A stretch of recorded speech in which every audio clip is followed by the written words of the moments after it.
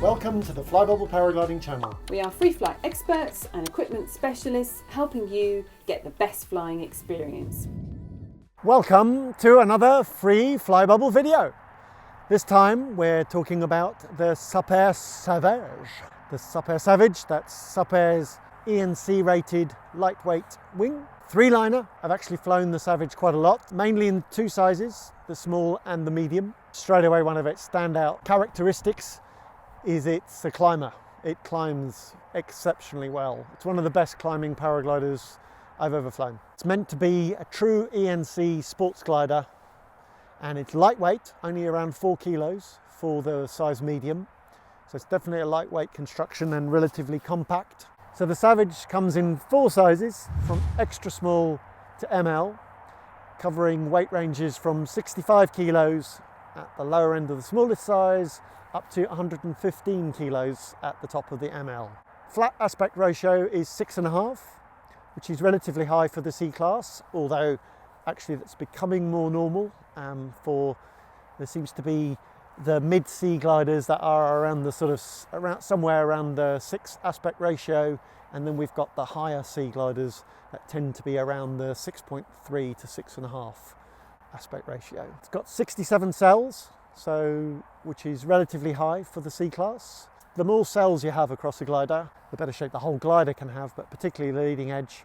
And it also tends to produce advantages, particularly the faster you fly, the more accelerated you fly. So Super say about the Savage, whether you endeavour to cross the Alps northwards, fly over the flats of South Africa, go on a Himalayan Volbiv, or start in competitive XC, the Savage is up to the task. So fast and safe. It's been picked up by Super's R&D department pilots as their personal glider. And I've seen that. I can vouch for that. Going out to visit Super earlier in the year, that is the glider that a lot of them choose to fly. Moving on to my thoughts about the Savage. So let's start from the ground up. And of course, bearing in mind this is a lightweight glider, and you can tell the construction it's got less reinforcement. First of all, the materials, it's made out of a combination of 32 gram and 27 gram materials. So it's not only using 27 gram or the lightest materials, but it's definitely optimized for being lightweight and compact. Looking at the rods, there is a good amount of reinforcement around the leading edge. It hasn't got lots of long, stiff rods in it. Certainly doesn't need any kind of packing pillow or that sort of thing. If you're doing a hike and fly race, this is a glider you can pack away quick and get away and into the bag nice and quick. The Savage is surprisingly easy on the ground, considering the aspect ratio. I feel the pilot demands are I put them around somewhere a bit above the middle of the seat category to 2/3 of the way up is where I put the pilot demands there. And on launch, it's probably more like a mid-seat. The only thing about it is that it's not so forgiving if you're heavy-handed and you pull the risers too heavily towards you. If you pull on them heavily, you'll tend to pull the nose of the glider in and cause it to front tuck, and then you maybe make the tips come up and you might have a failed launch. But actually what you learn with the Savage very quickly is it responds very well to just body movement. Just pull back on the risers with your body and then follow through with your arms and lift up. And then it inflates very nicely and the glider comes up very progressively. In the air, it doesn't feel like it's got an aspect ratio of 6.5 somehow. It feels more like about 6.2. And in terms of the handling, the turn and the pilot demands to keep the glider flying, I feel that the pilot demands are around the middle of the C category, and also the comfort level. It's a very comfortable glider to fly and very pleasurable. It is quite talkative. It does give you feedback and move around a bit. So it is a bit more on the feedbacky side, but it doesn't sort of jump around and leap about and have to require lots of input to keep it above your head. So it's quite pitch stable and roll stable, and I think that's what makes it so comfortable and easy to fly. Moving on to the performance, Savage, as I said, really stand out. It's worth repeating. It's an exceptional climber. It climbs really, really well. This is a glider when it gets a bit mincy, when you're having to mince around and use weak lift, it's got a real advantage over most other gliders. Climbs really nicely. It's a beautiful glider to thermal. When it gets really strong, it does move around a bit more than some other lower aspect ratio Cs. So it is a bit more demanding in that way, but the climb rate is still exceptional. So even in the strong stuff, you'll climb really, really well. Moving on to glide, the Savage glides really, really well. In the C category, it's right up at the top. Even though it came out a couple of seasons ago, I could see again flying today, it's outperforming most of the mid-C gliders. In terms of speed, it's not particularly quick, so it is very good trim speed and very good competitive for the class, but it's not at the top end of the C category. So for example, the new ENC two-liner, the Air Design Volt 4, which I've reviewed recently, I think that's a little quicker at the trim speed. Moving on to the speed system, the Savage is very good on speed bar. It has very good speed and very good glide, and the glider feels really good, keeps its efficiency nicely. Even on full bar, it still feels really good. So looking at the risers, you can see they've got very clearly split A risers. Moving down, here we've got the BC system, and when I first flew the Savage, I was really impressed by this.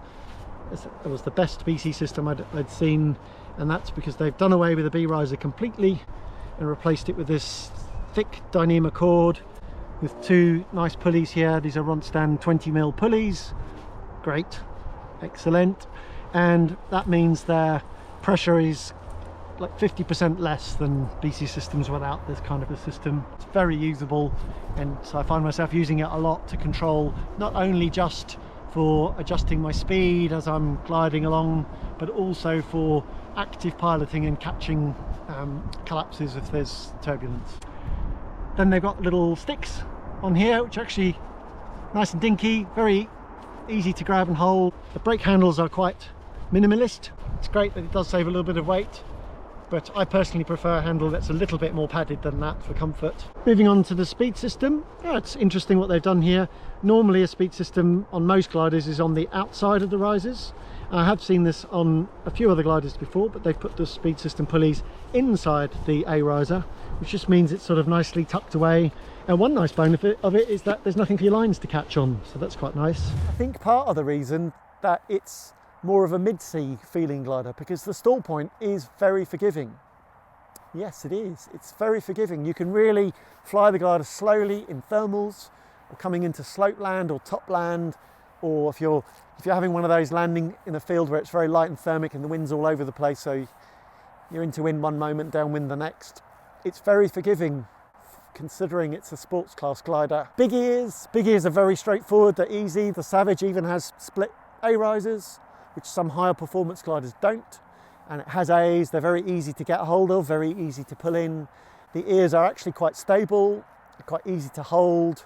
They don't flap around a lot, and they give you a nice increase in sync rate. They're very effective with the speed bar. Releasing the big ears, they come out slowly on their own. I've ended up generally giving them a bit of a pump to pop out, but they're very easy to clear. I think there should be more Savages out there, because pilots are jumping onto two-liners and trying to get more and more performance and going onto two-liners, which are great, but the glider like the Savage proves to me that it's more important to have the pleasure of flying and something that's really enjoyable to fly. And for example, the Savage actually, I think, climbs better than the Volt 4, which climbs really well, but the Savage climbs better, and that's a three-liner. So the Savage is a three-liner, the Volt 4 is a two-liner, less drag. You'd think the Volt 4 should climb better, but actually the Savage climbs better.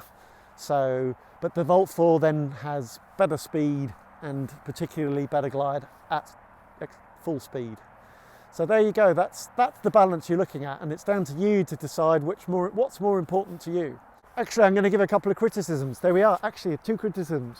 I've got some criticisms about the Savage. One, 2 hours later.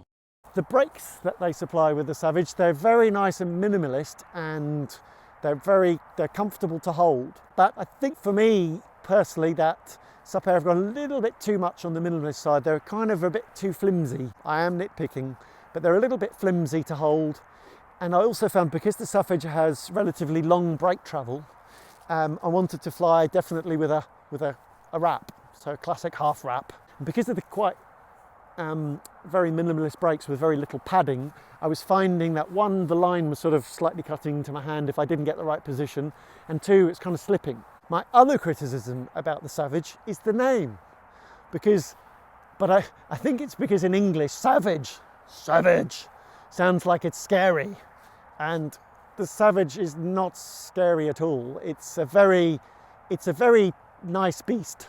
So if it's a Savage, it's a very nice Savage. It's the kind of beast that you really like to have around. It's a very friendly, lovable beast. Don't forget, if you liked this video, if you enjoyed it, got something out of it, hit the like button, write some comments down below, subscribe to our channel, and you'll be the first to know about when new videos come out. Jump on over to our website, check out flybubble.com, and we've got loads of gear on there. Last of all, I look forward to seeing you in the next one. Fun flights and happy landings. Bye.